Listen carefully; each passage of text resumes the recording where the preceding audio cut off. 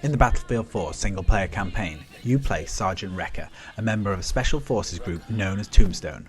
Along with your squad mates Irish, Pack and Dunn, you embark on a series of missions all centred around extracting an important political figure and getting him to safety. However, what ensues is a roller coaster ride of survival as you battle through skyscrapers, shoot your way through ramshackle shantytowns, take on tanks in deserted city streets and survive snow-capped mountains. In the single-player campaign, you have 8 levels, each lasting the average player around an hour on normal difficulty. But many of you will want to play through again on hard, not only to gain those extra achievement points, but also to take a sniper rifle and the various other newly unlocked weapons through the earlier levels, again to boost your overall score and unlock even more weapons. The narrative twists and turns and have this amazing feeling of if it can go wrong, then it will go wrong, and you feel like you are always on the back foot or playing catch up. The characters don't try too hard to make emotional attachments to you like in the Call of Duty and the limp father-son story. Instead, the bonds are forged on the battlefield, and Irish, despite his constant whining, becomes a great guide through the game and is a source of a few amusing moments. And you'll find out that when you get to the lift moment, where he starts singing along to the song. It's unnecessary but a nice touch. Not all the voice acting is great, however, and you will notice in later missions some of the female acting is a bit poor, but it doesn't matter. It's easily ignored as you headshot your way to an epic final conclusion. The single player campaign, however, is just the tip of the iceberg and acts as just a simple warm-up act to the big event. The multiplayer is definitely where the true action is in Battlefield 4, as it boasts a massive 64-player multiplayer.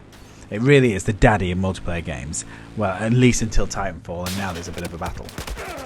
But Battlefield 4 has 10 multiplayer game modes, from classic team deathmatch to air superiority, each with easy to understand tutorials.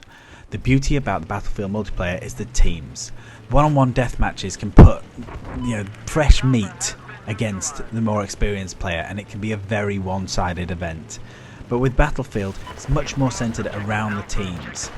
But with a focus on teams, you can be that type that either runs gung-ho into the battle, or you could lean back and you could be a medic, or you could be a sniper, and you feel much more part of a team, and you seem to last a lot longer.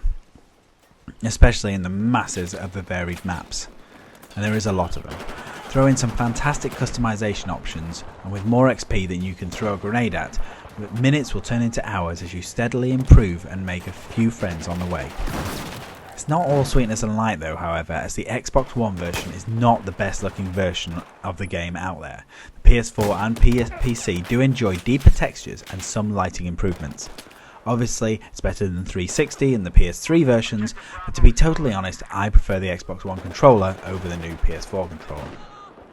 Another downside is the early connection issues that people are complaining of, and even though I was only kicked out of one game, I have heard reports of a lot of people being kicked out from servers and even losing a lot of their game progress. Overall, this is a fantastic shooter with a single player game that will entertain you for about 8 to 12 hours and a multiplayer game that will keep you entertained for months. Also, with the new Naval Strike DLC just released and more on the horizon, it doesn't look like it's going away anytime soon.